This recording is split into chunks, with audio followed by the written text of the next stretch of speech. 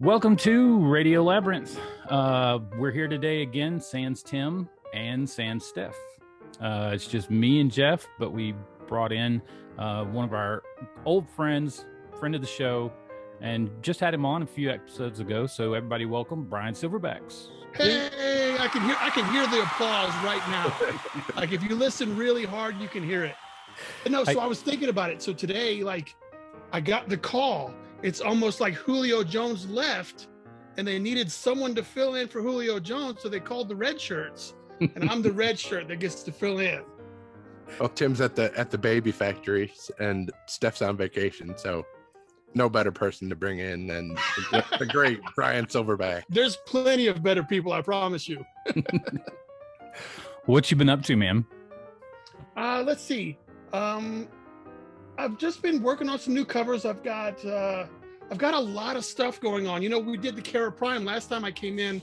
We were talking about launching the Kara Prime anthology. So the Kickstarter was completed. We raised all the money that we did, and now we're wrapping up production to get it to print so we can get it in people's hands. And just like I was telling the wife, like just last night, I was like, well, shit, what do I do now? Like now that that's almost done, I've got to make sure that I have the follow-up, because you can't just drop the one thing and be like, yo, there I am, praise me, you know, send me all the adulation. So I stayed up a little bit last night trying to put together the follow-up steps. Cool. And since there's no, like, I have no clue what I'm doing. I have zero, I don't know. So it bothers me because I'm like, ooh, that'd be cool. Oh, maybe not. Oh, that'd be cool. Oh, how would I do that? I got those ideas pop in my head quite frequently. Yeah, you just gotta, I mean, I imagine with that, it's a matter of one hurdle after another. So it's just line those hurdles up and figure out how to take them one at a time. If that could be true, but you'd have to know which track to go to. Like, let's just say there's tracks everywhere. You're like, I could just jump random hurdles, but if I'm not on my way to a specific, like, so I don't know which path I'm supposed to be on. I'm just like jumping over shit. I'm like, all right, I'll jump over this hurdle. We'll see what happens. You've been doing a little acting too, huh? I saw you in the cop togs the other day. Yeah, dude. I didn't get to tell, or maybe I did tell you about it. I don't know. But so I was working on a show called Step Up. Like, I guess it's on season 3. So somebody likes it, but I guess it kind of follows hip hop artists and stuff in Atlanta. And so the last episode, I filmed the very first episode of season 3. And this, I believe, was episode 9 of season 3 that I just did the other day.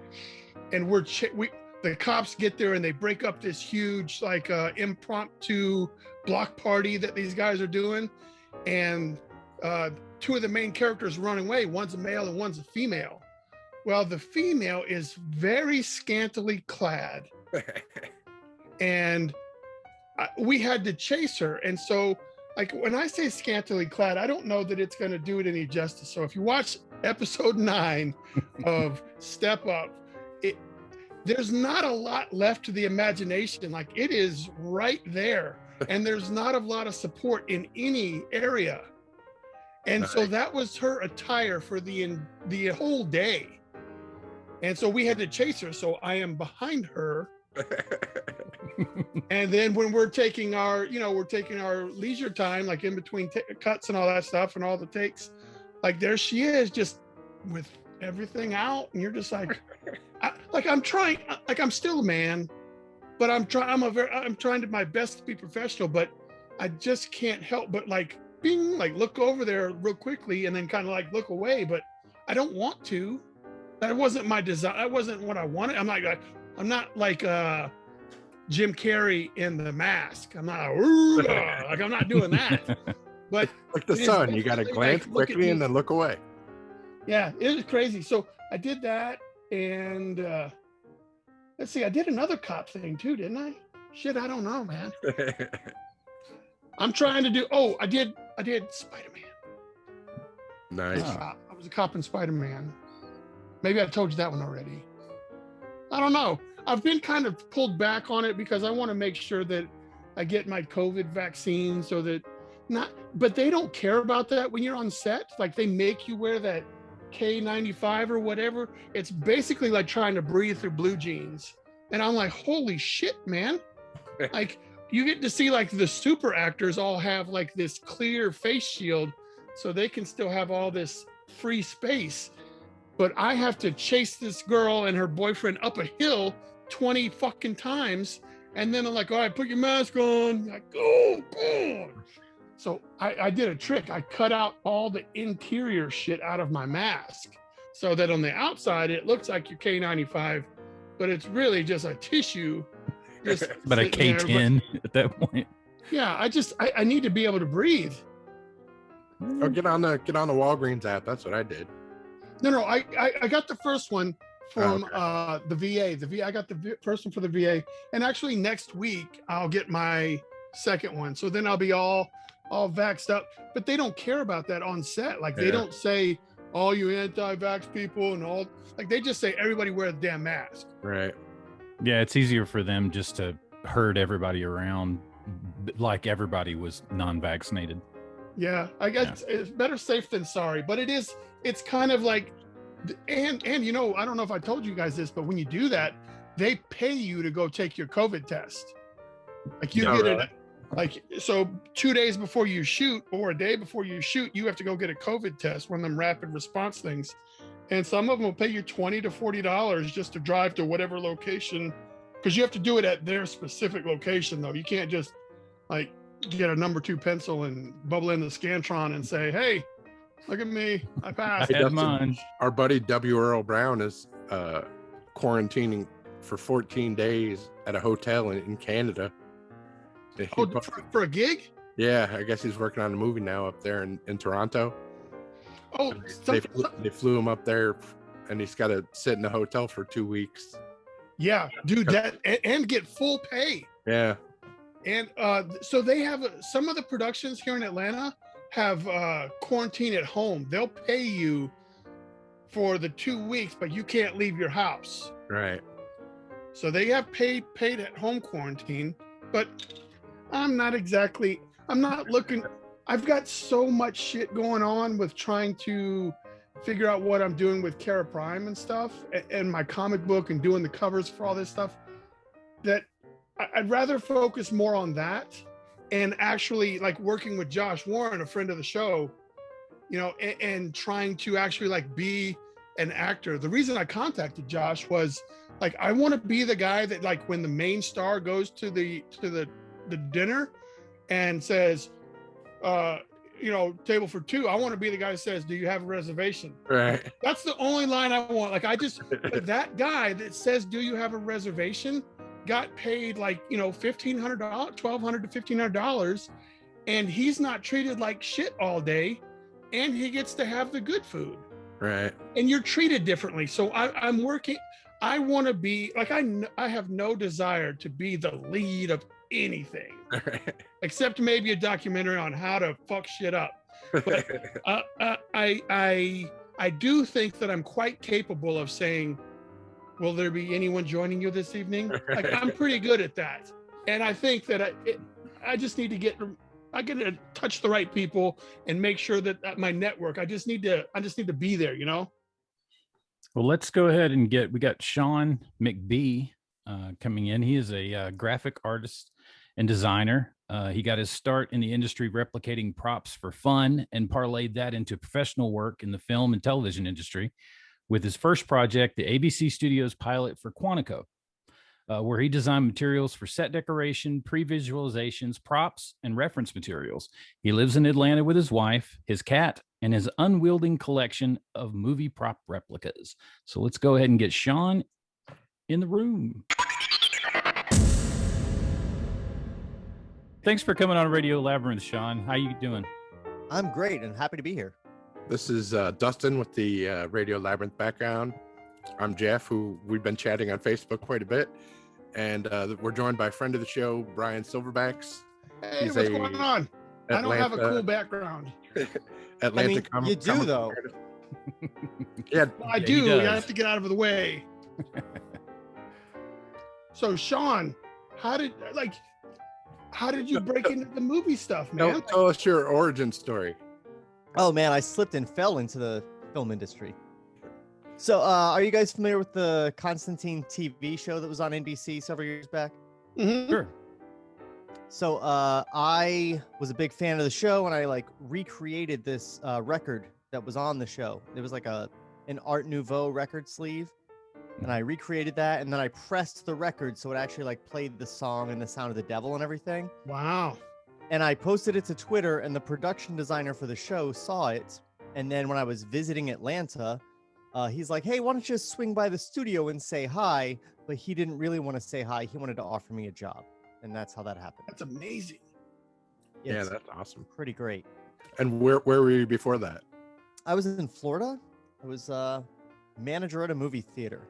Real stunning life. It was way too many years and just the worst.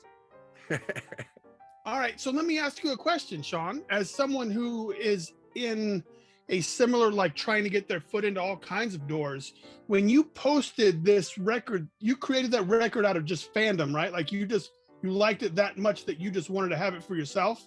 Yes. And when you posted it, did you tag the production or the designer? Yeah. I tagged the production designer. Okay. But really just to get an attaboy, not ever thinking that anything like that would happen. Yeah, but some people just whenever I do podcast or anything, I try to always make sure that if anyone listening can walk away with oh shit, that's how they do that, or that's something I never thought about. So looking up the proper person in charge would be someone that you might want to tag in some cool stuff when you're posting it on Twitter or Instagram or something. Yeah, especially if that person happens to be very active on Twitter. So the production designer, Dave Blass, he's always posting teases of stuff that he's working on and putting Easter eggs in. He's really connected with the fandoms. He's the production designer for Star Trek Picard right now. Mm-hmm. Nice. He went on from Constantine. He did he's just a fandom superhero. Constantine, Preacher, The Boys. Oh shit. And now Picard. He was on Ghost Rider, but that got axed when they killed all the Marvel Studios television stuff. Yeah. Now, when you first you got your foot in the door, what was your first project that you were working on? The pilot for Quantico, which shot here 1,000 feet from my house, actually. Yeah, what part of town do you live in? I'm in Lakewood Heights, which is right by Screen Gems. Right. And of course, since I bought this house, have not had a job at Screen Gems. No, they send me up north or wherever. I haven't gotten anything over at Screen Gems yet, and it kills me because that would be a 1-minute commute. Have you noticed that any of your side of the business is getting kind of full? Now, it seems to be there's a lot of people that are trying to break into the business on your end. Is it something that you find easier, or is it getting crowded? So when I started in 2015, film was expanding so much faster than people could fill the positions. So even on my position, I was getting people hey, come be a graphic designer in film, even though that would be people competing with me for jobs. Right. But now it's a little tight, 'cause so many people are coming here because they heard about the huge boom, and now there's I think just too much people generally. But I mean, the film is still growing. Just recently it was everybody I knew was working, and sometimes I was on 2 shows at once for a while there. You know, the pandemic, you know, what was it like for you during, you know, those dark months? Oh, dark. Yeah. It was 6 months of unemployment. The entire industry was shut down. Literally no one was working. We only got by because of the unemployment expansions, you know. Did that give you opportunities to jump into anything that you wanted to do that you didn't have the time to do before? It gave me the time to like really jump in and do a new podcast like very properly instead of like flying by the seat of my pants. Because when you're working 50, 60 hours a week, it's hard to put out a quality podcast with like interviews and editing and all that stuff. But we shut down right at the perfect time for me to start my podcast about Stargirl After Show. Mhm. And I interviewed most of the cast and I edited the hell out of it. Because my other podcasts were like very like, we run it like a live show. Right. I just run everything as we go and boom, it's done. But So this tell one, everybody about both your podcasts. oh, so the other one is Table Reads, which has been shut down due to COVID for about a year, but we're going back in the studio on Thursday. Nice. I'm super excited about it. But we read screenplays that never got made into movies. Yeah, And I was checking a couple of those out. I like the Beetlejuice in Hawaii. Beetlejuice Goes Hawaiian was a real classic. Yeah. These scripts are almost always very bad. And you have access. And I also noticed you had Kevin Smith's $6 Million Man episode or movie. Yes. Yeah. Also, not a strong script. No, I think it did better as a comic book for sure. That's the thing is like there were literally millions of screenplays out there that didn't get made into movies, but you know, most of those are amateurs. And I don't do amateur stuff unless it's my own amateur stuff, which is how we started the podcast. Like we did Bill and Ted reboot. Right. And when I was looking stuff up about it, the screenwriters had only done one other movie. So I was like, oh, if they wrote this on spec, I don't want to do that. But I actually reached out to one of the screenwriters and she's like, oh no, the studio hired us and asked us to write it. And I was like, fair game. All right. That's just someone trying to cash a check. These people clearly are not going to be like invested in this. So if we tear it apart, we're not going to hurt their feelings. That's nothing aspirational. Yeah, those are. Now, how do you go about setting those up? Do you have a set crew that you bring in for those? Do you bring in guests for each one? I have the same 2 guys on every script when they're both available. Because I mean, here's what happened. I started with my best friend and the guy that wrote a lot of my early scripts with me. Mm-hmm. And then he just wanted to like focus on his video content creation. So I just reached out to Reddit. Like, hey, any voice actors out there that want to be on the podcast? Because we do all kinds of voices. We read all the characters. And this guy reached out. He was funny. He's like, hey, I have another funny friend. And he brought him over. And their chemistry is so great. And they're both so funny. I think we all work well together. Like, I don't want anybody else.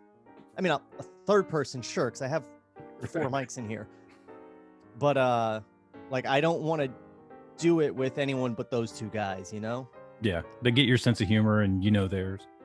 Yeah, exactly. Like, and I mean, their level of funny absolutely makes up for whatever shortcomings I have.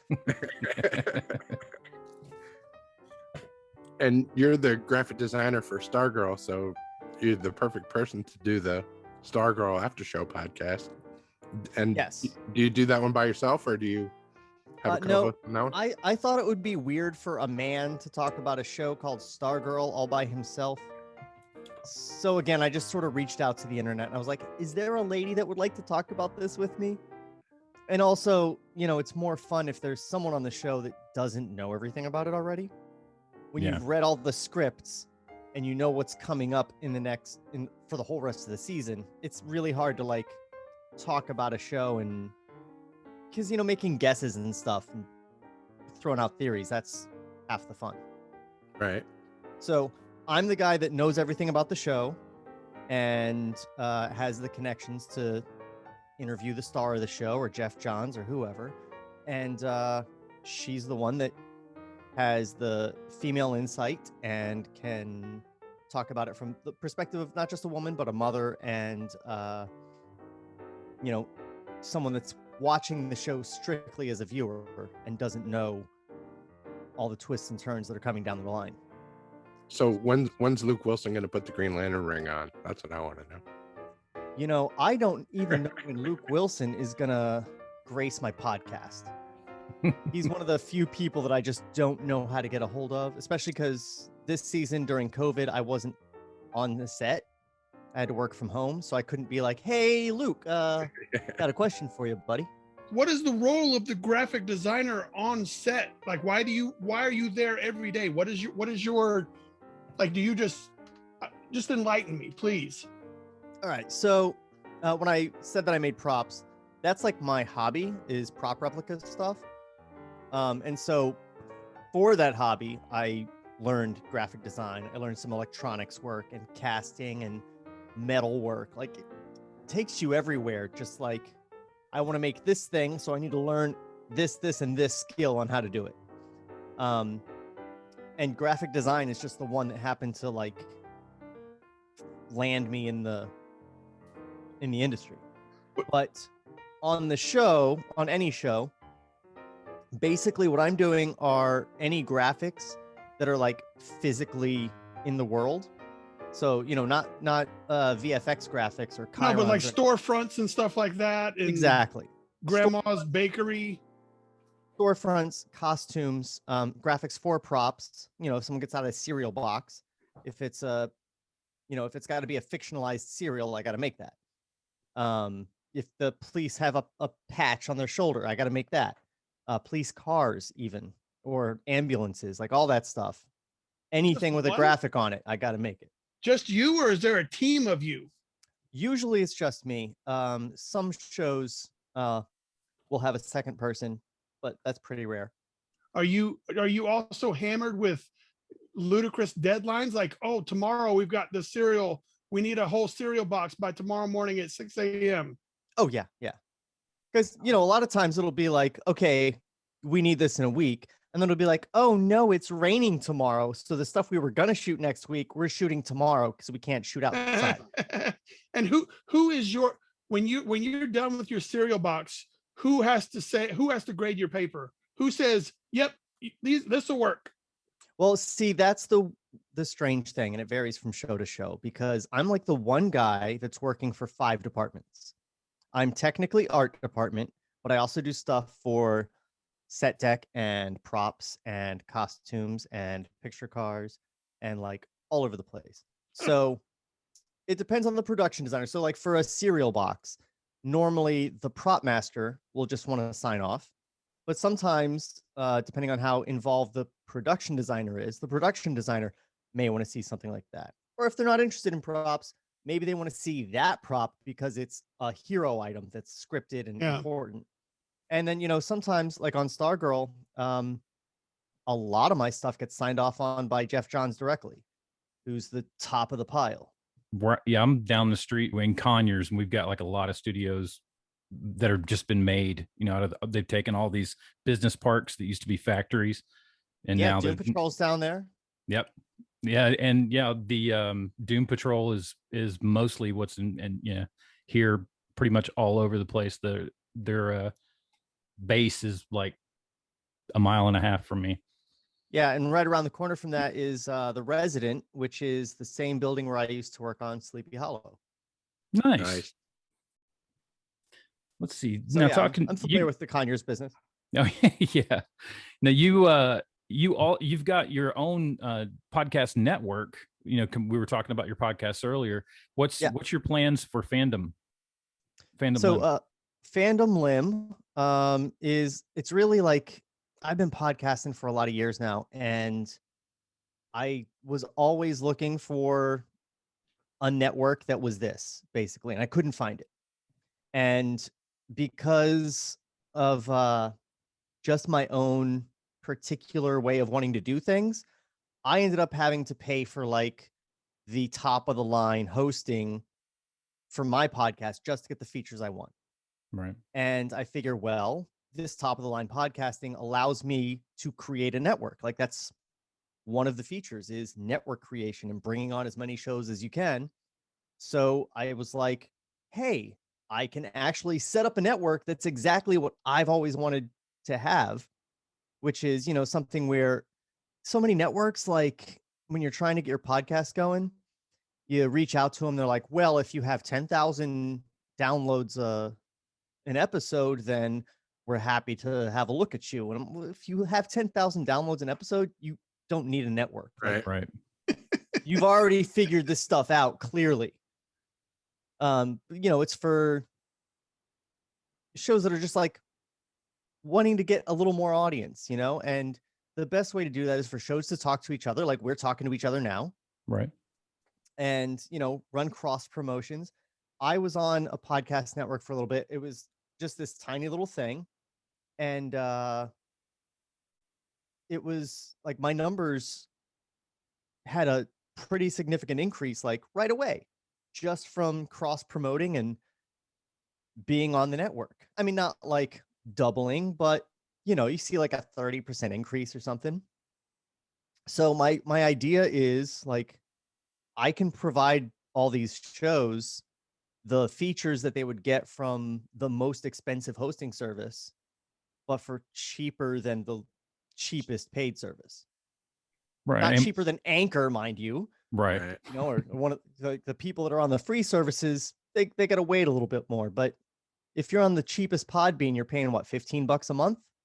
Right. Yeah. And our network dues are $10 a month, and you get more than you get for, you know, even the more expensive Podbeans.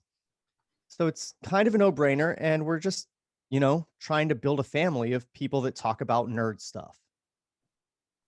And we're in talks to bring Radio Labyrinth over to your network, so it We'd might love to happen have in you. the near future.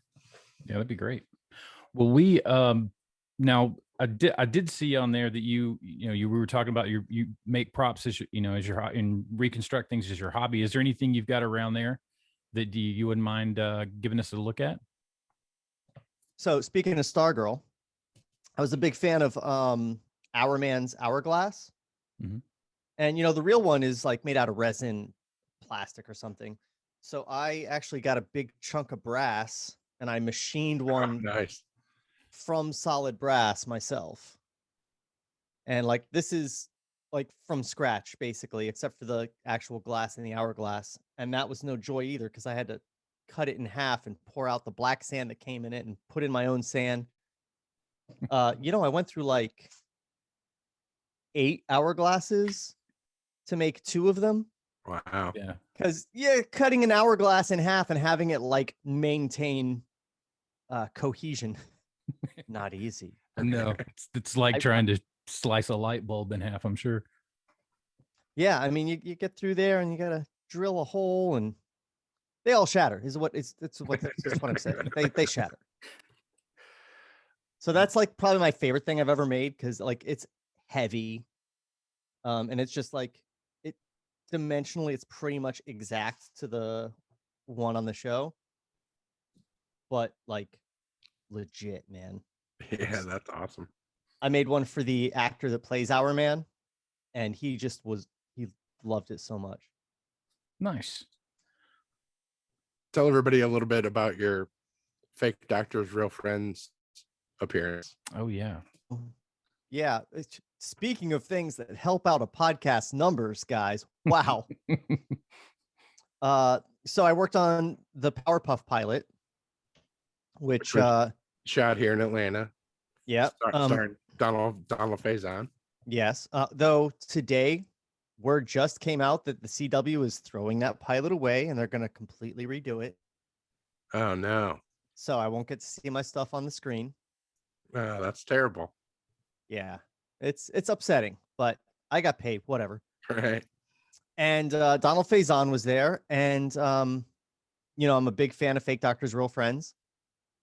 And I was listening to an older episode one day at work, or on my way to work, and he mentioned that he liked a care package, and I went on about it for like a while. So I was like, I'll make this dude a care package. I had a spare lightsaber sitting around.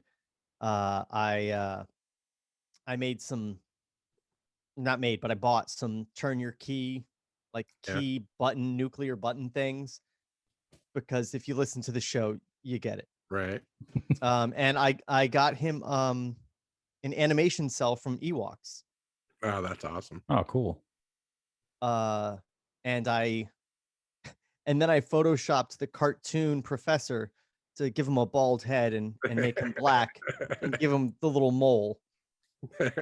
Printed it out and like put it on the package, and I just put it on his trailer doorstep.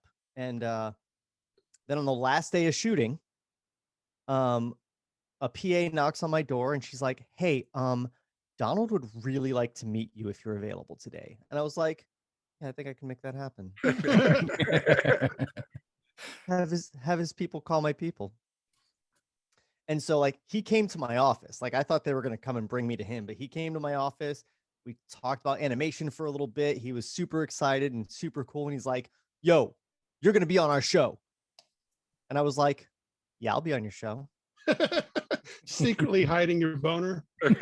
I mean, the whole time I was thinking like, I'm going to talk about my shows. I'm going to plug my shows. Oh, the whole time you were on the Fake Doctor's Real Friends, I'm like, this guy, lives in Atlanta. He's a graphic designer. He's super into like Green Lantern, all the shit that I'm into. I'm like, how am I not friends with this guy already? Yeah, and you know, I got a whole bunch of friend requests on Facebook right after that. And I'm just like going through like delete. And then I get this message from you before I deleted your friend request that said that basically like, "Hey, I'm in Atlanta. I'm a podcaster. I'm a graphic designer. Why aren't we friends?" And I was like, all right, that's fair. Do you go to Dragon Con here in Atlanta? Have you been yet? Oh yeah. It's my favorite 5 days of the year. Or 7, depending on how you do it. Yeah. Well, it looks like they're going to roll it out this year, at least, in person. One of my friends and I were just talking about it today and like sort of trying to weigh and decide. And I think it's really going to come down to like whether the science says that our vaccines are like really going to do well to protect us. Yeah, I think that's what they're waiting on as well. You can't trust those people there, man. And by there, I mean in America. Yeah.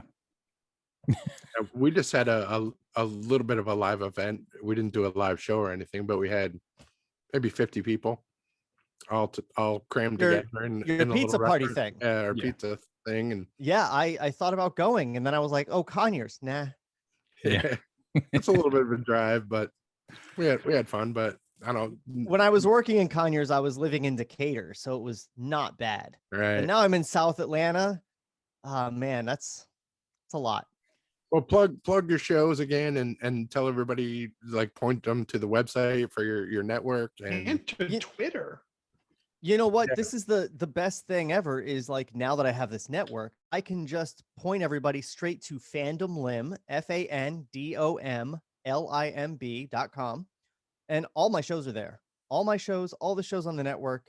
We are 8 strong right now, and more people are messaging every day to maybe sign up. We'll see.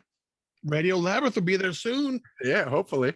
Nice. Fingers crossed. We got to get Tim's stork business taken care of, and then we can probably talk about it. Yeah, it is an interesting time you caught us in. Yeah, I wouldn't expect to see that guy for quite some time. This is how babies go. First time father at 50 years old. Oh, wow.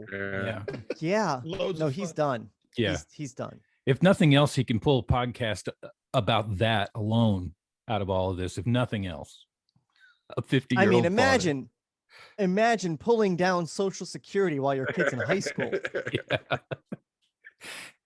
Yeah. Your kid's taking you to dialysis before they go to prom. Yeah. Let's see. Well, if you wouldn't mind hanging out with us while we go over what we watched, we'd really love to have you. Oh, hell yeah. And you can tell us if you've been watching anything or if you have any recommendations for stuff. Look, guys, do I look like somebody who has other stuff to do?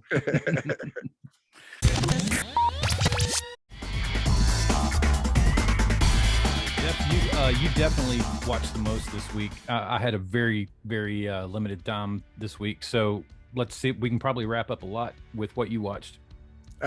We all watched Army of the Dead, I think, on Netflix. Yep. That was enjoyable. Did you have problems with it?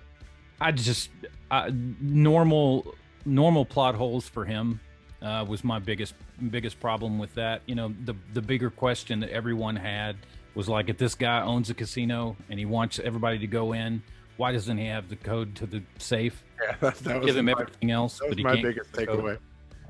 I really enjoyed it. I enjoyed it because it was I could turn off my brain and enjoy it. But then again, I always watch new rock stars on YouTube where they dissect like the plot holes and stuff like that. And they're like, the one guy cut the lady's head off as soon as they walked through the tunnel. He should have just walked back. He got what he came for. Yeah. But I wasn't a big fan of Zack Snyder doing the depth of field, like the way that everything had like this blurry vignette. All like every shot had this blurry edge, and that's I like a depth of, you know, rack. I wondered if it was maybe going to be in 3D when it was supposed to be released in theaters. Oh, they stopped making shit in 3D. Did they? Yeah, nobody could afford the TVs. It hurt people's eyes. It was just a hassle. But so Zack Snyder always had that rack focus where it was fun to watch. But this whole thing was like, man, it's right up on there, and they're zoom. So that was tough. And I'm curious now. They said they're going to make a whole universe out of this stuff. And they say that every time a new movie comes out. Well, they have to. What remember the Mummy cinematic universe they were going to launch? Yeah. Yeah. Well, yeah. That Crew's movie very flopped. down. But they have to explain why they were robot zombies. Like, that's one question that did not get answered. Why there were like 3 blue-eyed robot zombies. I need more. Oh, the blue fetus and yeah. No. There were blue. If you go back and watch it, was like it had like a Terminator eye. Yeah, there were 3 different zombies that got killed that had like blue eyes and a metal skull. Look, I haven't seen this movie, but I gotta Spoiler say, alert, Sean. I'm sorry. Oh no, I don't care. okay. If I cared about the movie and avoiding spoilers, I would have watched the movie by now. Right. And I will watch it eventually. But what, from an outsider's perspective, it sounds like you guys are describing a pilot. Mm-hmm. Well, it definitely came off as a pilot. Yeah, it came off as a 3.5 or 2.5 hour pilot. Yeah, two and a half hours of him trying to Zack Snyder a new Escape from New York mixed with John Carpenter's Ghosts of Mars movie as well. I mean, it was just those two plots. Like, can anybody say that it wasn't fun? It was fun, but I think in a time where we've gone through 10 years or 15 years now of zombie movies and shows, there was nothing that we hadn't seen before. Everything that was there was No, they did. Zombies made a fucking baby. Yeah, well, yeah, exactly. I mean, it's gotten ridiculousness to the point that has to have happened on iZombie, though, right? Oh, well, maybe. No, I don't think they. But robot zombies, that's new. Yeah, I guess. But at and there was like a hierarchy. There were some that could run, and then there were some that were just like, right. Yeah. Well, they dipped into things. They mentioned things that they never brought back up again. Like one of the coolest concepts was that all of the zombies would dry out in the sun into these giant piles of carcasses. And they said every now and again when it rains, they all come, back to life. I thought for sure there was going to be a rain thing. I looked at my wife and was like, well, that's foreshadowing. I mean, that's going to happen. And it, nothing. Yeah. The coolest concept just didn't happen. Well, but I mean, I don't know. The whole thing was it seemed like an amalgam of plots that have happened before, just rearranged for a zombie movie. And none of the characters were written very well either, though. The characters were garbage. You could tell but it's just fun. It's Expendables fun. Like it's okay. I can definitely see what you were getting with Dave Bautista. Yeah. I think you guys are figuring out why I didn't rush out to see this. Well, also Tig Notaro. Yeah. Having her take Chris D'Elia's place. Do we know the story behind that one? Why he was he got Me Too'd. Was he Me Too'd out? Okay. He got canceled. And so that's how old this movie is, or how long ago it was made, because that was 2 years ago. I don't remember. Yeah. So, and if his parts were already shot, and then he went through the trouble of cutting every piece of him out to put her in, and it's funny. Batista said that he's never met her before. Like he would love to meet her, but they spent the whole third act of the movie on the roof together, fixing the helicopter the entire fucking movie, right? And all those over the head, over the shoulder shots, were obviously stand-ins and everything else. But yeah, he spent a ton of money to take Chris out and put her in, and she did a fine job. I mean, for what the job was. It's a solid C+ movie for me. Yeah, I'd give it a B. It's nothing I would, it's one of those things, if it's on while you're flipping channels, you might watch a couple of kills or something, but it's nothing I would watch from start to finish again. Yeah, I would. I probably wouldn't watch it again, but I would watch more movies, or even if it became a series or whatever. Yeah, I would too. I would watch it. What that movie didn't have was like a funny guy. There was no funny guy. There was no comedic relief. It was, they all tried to do these one-liners, and you're like, oh, damn, that's terrible. Well, that's maybe where I thought maybe they lost Chris. Maybe he was the comic relief, and Tig just didn't have the same effect. Yeah. Maybe. What else did you watch? She's a comedian. You'd think that she would be able to bring that. Right. She made if it was written funny. Yeah. Who could make cancer funny? But she did it. She did. She tried to be funny in the movie a little bit. Yeah. I think the only times I laughed were with her. Yeah. Though from what you guys are describing, it sounds to me like she was cast because she was un-Me-Tooable. Mm-hmm. Very much so. Yeah, probably. Yeah. It was in the pocket. I'm back watching Fear the Walking Dead. Even though they killed off Garrett Dillahunt, they brought on Keith Carradine now. So so you're back in. And you know how Fear the Walking Dead loves Deadwood actors, so yeah, I'm back watching that. I'm caught up on Mayor of Easttown on HBO, which it took me a while to get into it because it's like one of those dark murder mystery. Like we've seen these shows a ton before, like The Killing. Yeah. And now is this one set in PA? Yeah, it's set in Pennsylvania, and that's one of the reasons I really got into it. I'm from Pennsylvania, Sean, if you didn't know that. And just to hear, I can pick up context clues a little bit.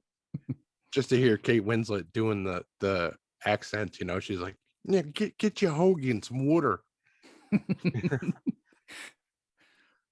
So that's fun just to watch them doing the accents. And there's been some big plot twists, like they've had some major character deaths and stuff along the way, and it's about to wrap up. I think it's only got 1 or 2 episodes left, so I'm gonna stick with it. I'm enjoying it. And my staff pick is gonna be Amazon's releasing a bunch of supplemental, it's called Borat supplemental reporting retrieved from floor of stable containing editing machine. So it's basically like outtakes and interviews, just the extra stuff. Yeah, extra stuff. And then there one episode of this thing is going to be different conspiracy theorists debunking those 2 guys that Borat lived with in the cabin. Yeah. Now I wonder if that's going to be shot here, because I know a lot of subsequent movie film was shot here. And so was his other show, Who is America? That comes out on Amazon on the 25th. Okay. The only other thing I watched was Solos on Amazon. That just came out this week. Got that Black Mirror thing. It's a single-handed actor, like one actor per episode. Like Jamie Lannister? They can, just mean like it's a one person per episode, but they can interact like with themselves as another actor. So it's not just one person doing monologues. It can be a dialogue between 2 people. And the first episode was Anne Hathaway, and it was directed by Zach Braff. I don't know if that's any draw for you, Sean, if you want to watch some of Zach's directorial work. But it's a fun show, and it's got like sci-fi concepts. Like the first episode, Anne Hathaway is trying to crack like inter-time or interdimensional communication with like talking with the future or the past via like a radio. It's pretty interesting. It's kind of like a one person Black Mirror episodes. I've watched the first 4 so far, and they're pretty good episodes. Nice. That sounds interesting.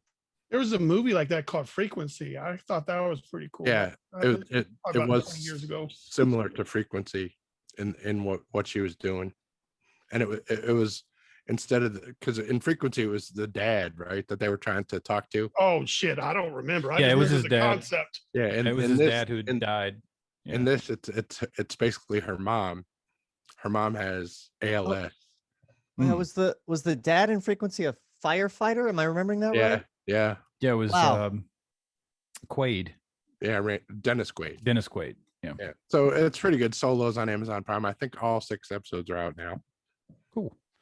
I watched Army of the Dead, but then I watched another episode of Debris on NBC or Hulu. I'm 2 episodes behind on that. I got through all the time jumping stuff, but now I got 2 more to go. Yeah, I've only done the next one after the time jumps. And then I think there's one more, and then I think that's it for this season. It's still good. I mean, it's really slowed down, but it's the same, production that did Fringe, and it's weird because this show is dragging exactly like Fringe dragged through the second season. Right. And it's funny how they're trying to, it's almost like they started using the standard tropes for some of these episodes. They did, they took the time loop episode, but that wasn't even 1 episode. It was 2 episodes, and they stretched it over 2, which practically was like a movie at that point. But I mean, it was good. I mean, the concepts there are still good, but they're leaving, like Fringe, so much of the actual story still out, or leaving it up in the air, that there's so much, it could go any direction for the second season, I think, unless these last 2 episodes, really kind of narrow it down to where they're going. But I mean, I'll hang on and keep watching. I'm not going to nope out of it this late in the season. I don't know if we'll get another season out of it, though. I think a lot of people are noping out because it's kind of slow. Yeah, it may be a one and done, but we'll see. My staff pick, Alone, is season 7's coming back on Netflix. I just like watching people try to survive out in the wilderness and watch them go nuts. Yeah, that's a great show, and I've been watching it since it started. Yeah, me too. And season 7's hitting Netflix now, and season 8 is about to drop in June on the network, which is a History Channel that runs that. I believe so. History. Yeah, all of those. Now, the guy that won it season 6, he went on to, he was on Rogan and did the whole run of shows and everything else. The guy that lived with the the Mongolian nomadic people, for a long time. That guy was really interesting. So I like all the backstory on some of these folks and where they come from and what they've done before they done the show. And in the first few seasons, it was, it seemed like it was just your average weekend warrior kind of guys. But now they're getting later in the seasons, you get these people that are professional, survivors. Yeah, this guy in season 7 that was like the standout guy was like a legit survivalist. Like, he didn't like being around people even when he's not trying to win $1 million. You know what I mean? Yeah. Like he would live out on this island or whatever by himself for no money if it was up to him. That's those are the kind of people that are interesting to watch, at least. But I bet you he probably hates the camera work and everything else that goes along with it too. So you probably don't get the best. That's the thing. They take these survivalists and then teach them how to be camera people and stuff, and that's what they always bitch about. Like they have an after show if you watch live on History Channel. They have like a 15-minute after show that's hosted by, I forget what his name is, Colby from one of the original cast of Survivor on CBS. Mm-hmm. I think he hosts it. And they're always talking about, yeah, we got to carry this 30-pound pack of batteries and camera equipment around, and they're just bitching about it. Yeah, and they, they always kind of, let the cat out of the bag over, they do show up like every 2 days and do a health check on them and everything else. So they're not as alone as you would think. But yeah, and switch batteries and everything else. They say it's always I'm thinking about how much battery I have as opposed to how much water I have. Right. So yeah, but I like those. Let's see, Brian, you've been watching anything? Man, in between getting all the shit done that I have to do, I have been rewatching Game of Thrones. So I went through and watched. This was my third watch through. So just yesterday we completed all 8 seasons. So what I like to do is, like, I'm not big on getting new information. I like to take stuff that I'm already familiar with and kind of try to deconstruct it and see how I can use those storytelling things in what I do. So this time when I watched the whole series through, as I was trying to see how proper foreshadowing did. So I don't need to go into all of it, but so I rewatched Game of Thrones. I had a great time watching that.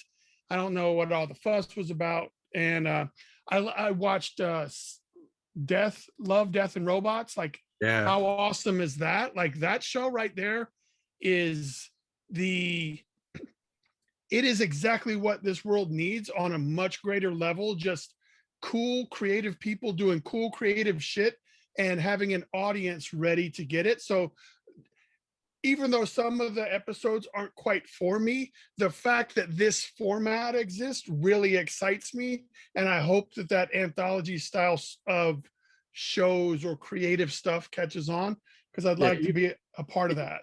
Even if you're not into the story of the episode, just to watch it and look at it and see the style of animation and everything, that's what I was into. Yeah, like, I'm disappointed because season 1 was like 16 episodes. Yeah, it was 18. It was like 8. Yeah, I was like, holy cow, this sucks, man. Well, I think they probably broke it. I think they probably made 20-ish, and they broke it down for split it in half. It took them 2.5 years to get this season 2 out. So more than likely, with the response they got from season 1, they saw what it was going to be. If they break off a chunk and they release it now, and then in 6-8 months release another one, that gives them some time to keep that momentum going for a third season. So my staff pick is a movie that I watched just yesterday called 24 by 36, which is about movie posters and how movie poster collecting, the whole Mondo movie posters. And basically it's what I started off doing, like the fan art in Artist Alley at conventions. Sure. But on the level of licensed movie posters that aren't the movie poster. You know what I mean? Like, yeah, the one-offs. I didn't realize that those were licensed, and there's a whole market to that. And why the hell am I not doing that shit? Like, those dudes are getting paid. I'm like, I just need, like, so the documentary is, and it's on Tubi for free. Oh, so it's free. Nice. Yeah. So 24 by 36, if you're creative at all, and you just, like, for me, it was a lot of fun to watch that one. So that's not only something I really enjoyed watching, but it's also going to be my staff pick. Nice. Cool. Sean, you watching anything? You want to recommend anything? So you guys are going to be so disappointed. I have so much stuff that like is just piling up on my list, but I can't stop rewatching New Girl. Nice. Okay. It's just I just randomly was like, you know what, I should watch New Girl again, because I haven't watched it since it was new, and I'm just like 6 episodes at a time, like, I gotta watch the new Superman and Lois. All right. But oh my god, this is so funny. I can't stop. I need an intervention. I did recently watch The Watch. Again, late to the party. But I don't know if you guys saw it on BBC America, based on the Terry Pratchett Discworld books. Mm-hmm. Very strange. Yeah, it was weird. I was one of the few people that enjoyed it and stuck with the whole thing. I did enjoy it. I also see why Sir Terry's daughter is not a fan, but Yeah. I feel like things are allowed to be their own thing in a new medium. I'm very keen on that. The hardcore Pratchett people were not into it at all. I've read every Discworld novel. I am a hardcore Pratchett person. Right. But again, I really subscribe to the idea instilled in me first by Douglas Adams and then by Neil Gaiman that this thing exists in this medium in this way. And when you take it over here, it's okay to let it be its own thing. Right. And it was definitely its own thing. The only real problem I had with it was Cheery the dwarf being person-sized. Right. Because that takes away from Carrot's whole thing, where he is a person-sized dwarf because he was the original idea for Buddy the Elf in Elf. Wow.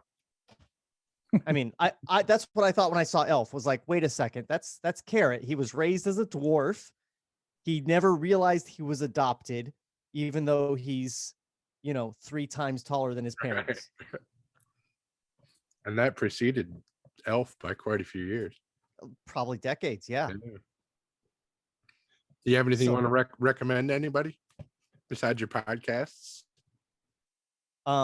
Guys, if you haven't seen Stargirl Season 1, it is some of the best superhero content out there, and I don't just say that because I was involved in it. Anyone that hasn't watched Stargirl really needs to get on that. That's it. I will check that out. New season's coming in August, right? August 10th. Right. I'm looking forward to it. Me too. All right. Well, Shawn, I want to thank you for coming on the show. And thank you for inviting me. I love guesting on other podcasts, and I don't do it nearly enough. This was fun. I appreciate you coming on, and thanks, Bryan, for jumping on to. Thank you, Shawn. Great to meet you. Thank you, Jeff, for having me. Thank you, Dustin, for having me. And maybe I'll go back to the AAA league and wait for to be called up again. Yeah, Shawn, if you ever need any graphic design stuff or comic book work, you know where to find us. Well, we'll definitely check out the. I want everybody to check out at least the table reads, the ones that I've listened to. The table read podcasts are hilarious, and I can't wait to hear some new ones that you guys get going again soon. Thanks. Our next script is gonna be one of the abandoned Highlander reboots. Oh, that's time proper. Yeah. It was actually our plan pre-COVID, and it just worked out that this news just came out about Henry Cavill. So, and the show started with a Highlander script written by me and my partner when we were 15. Wow. Oh, cool. So it all ties together. If you listen to the first 2 episodes, it's a real cringe. It's so bad. This next episode, we're going to have Roby on. We're going to be doing a Kevin Smith / TESD centric podcast on the next one, while we've got these, the cats away. So the mice are going to play with Tim being on maternity leave. So we're going back to 1 show a week, like Tim was saying, while he's gone. But, until then, please remember to keep it canon. Canon.